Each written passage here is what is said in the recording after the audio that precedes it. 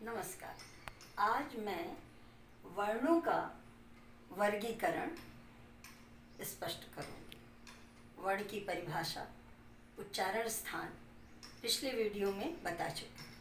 फिर भी आज देखते हैं कि वर्ण कितने प्रकार के होते हैं। वर्ण दो प्रकार के होते हैं, स्वर और व्यंजन। पहले मैं स्वर को स्पष्ट करती हूँ। स्वर किसे कहते हैं?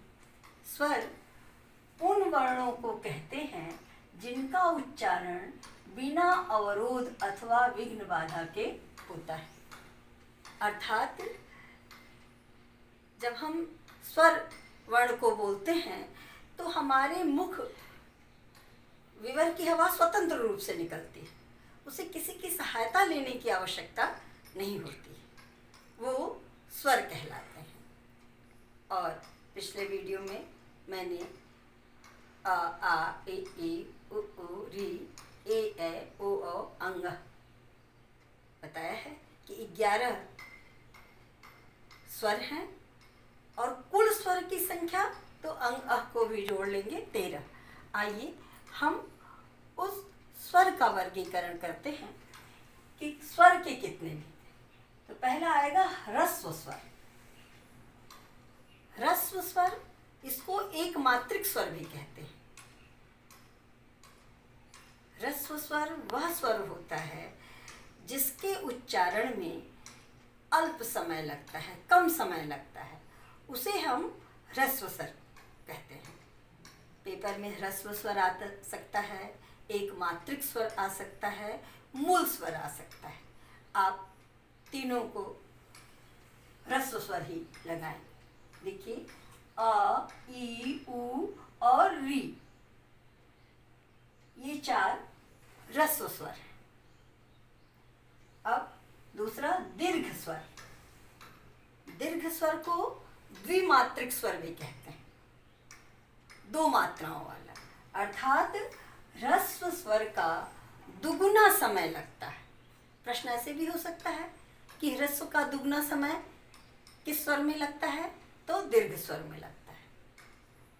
जैसे बोल के देख लीजिए, अ, आ, इ, ई।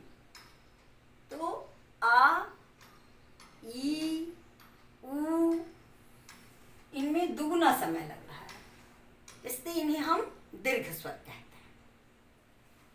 संयुक्त स्वर, ए, ओ और औ, ये 4 संयुक्त स्वर हैं।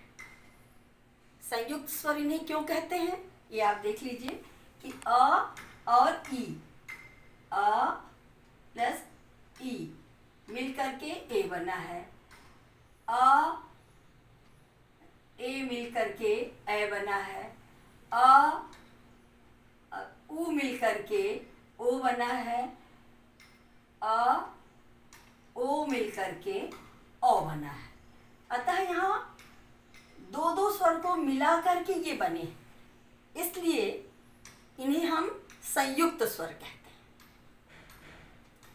अब पिछले वीडियो में भी मैंने बताया था अंग अह कि जब कुल स्वर की संख्या पूछी जाएगी तो आप 13 बताएंगे, और पूछा जाएगा स्वर कितने हैं तो 11 बताएंगे। तो ये ह्रस्व स्वर, दीर्घ स्वर और संयुक्त स्वर, ये 11, 1 2 3 4 5 6 7 8 9 10 11, ये 11 जो हैं वो आपके स्वर हैं। आगे है अंग और अह, ये 2 अंग और अह, इनका प्रयोग भी हम स्वर की तरह करते हैं, तो इन्हें हम स्वर में गिन लेते हैं। जब कुल स्वर पूछा जाएगा तो आप 13 बताएंगे। अब आप इसे समझ लीजिए। अंग, यह स्वर के बाद आता है, लेकिन स्वतंत्र रूप से नहीं आता, इसलिए हम इसे स्वर भी नहीं कह सकते।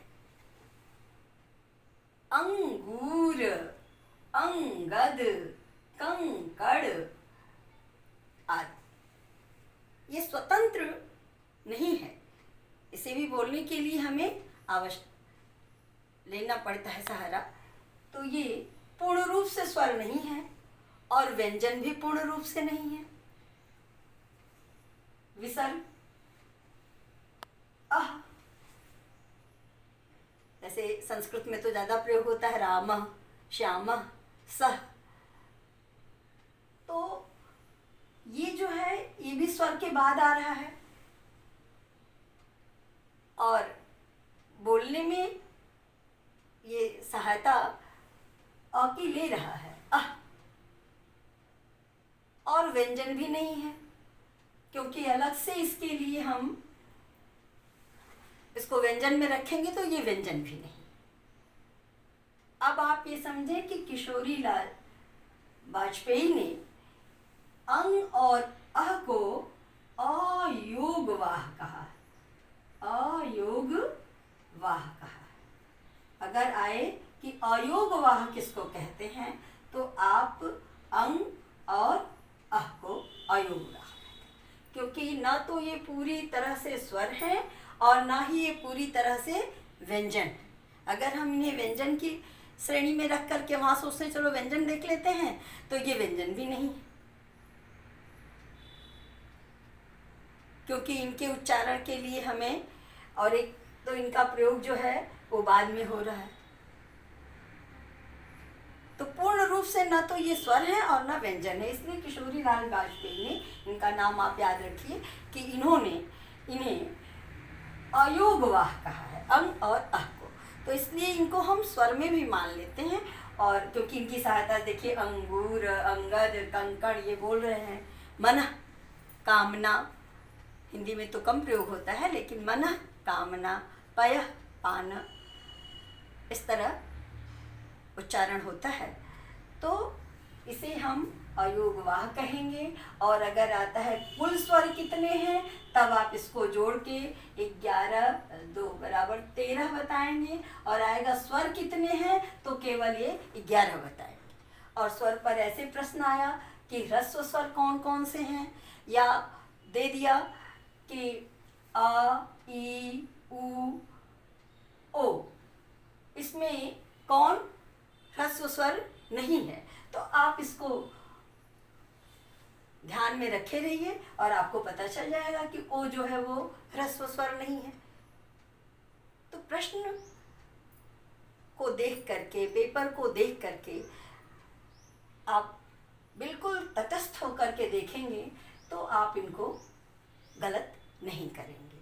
एकदम ध्यान रखिए, अंग अह अयोगवाह कहा जाता है, ना तो ये पूर्णतः स्वर है और ना ही ये पूर्णतः व्यंजन है।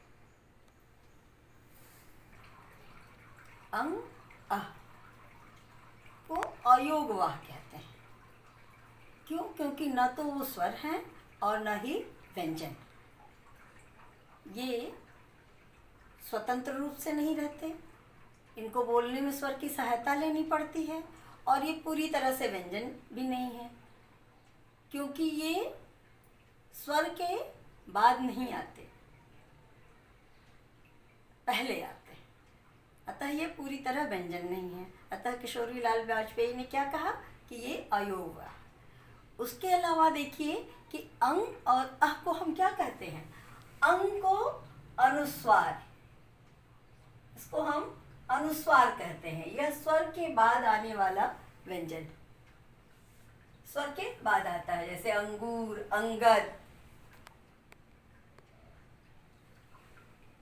विसर्ग यह भी स्वर के बाद आता है और इसका उच्चारण ह की तरह होता है।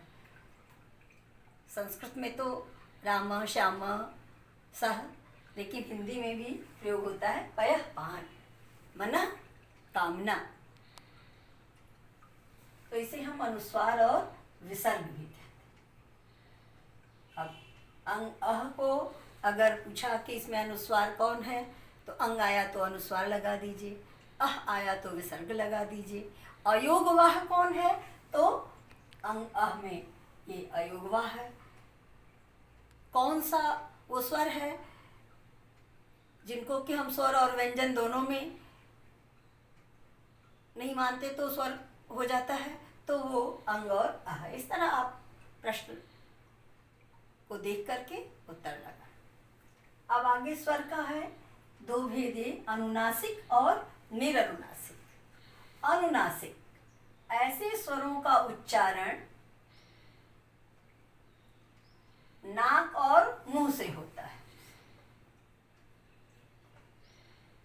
ऐसे स्वरों का उच्चारण नाक और मुंह से होता है तथा उच्चारण में लघुता रहती है, कम समय लगता है।